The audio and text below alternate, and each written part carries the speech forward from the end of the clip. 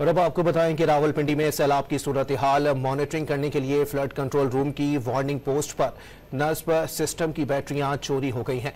Post का control room से राबता मुनक़ता हो गया। पुलिस ने नामालूम चोरों के खिलाफ मुकदमा दर्ज कर लिया। मुकदमे के मतन के मुताबिक फ्लड वार्निंग पोस्ट पीरोधाई से बैटरियां चोरी होने के बाद कंट्रोल रूम का अमला पहुंचा तो ताले टूटे हुए थे। सिस्टम के साथ लगी 6 बैटरियां गायब थीं। ये बैटरियां 2006 से सिस्टम के साथ मुंसलिक थीं। हुकाम के मुताबिक फौरी तौर पर नई बैटरियां लगाकर सिस्टम को बहाल कर दिया गया है। और अब आपको बताएं कि रावलपिंडी में सैलाब की सूरत हाल मॉनिटरिंग करने के लिए फ्लड कंट्रोल रूम की वार्निंग पोस्ट पर नस्ब सिस्टम की बैटरियां चोरी हो गई हैं।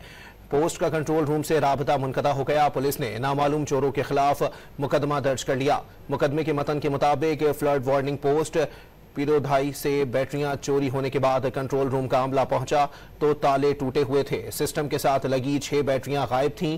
ये बैटरियां 2006 से सिस्टम के साथ मुंसलिक थीं। हुकाम के मुताबिक फौरी तौर पर नई बैटरियां लगाकर सिस्टम को बहाल कर दिया गया है।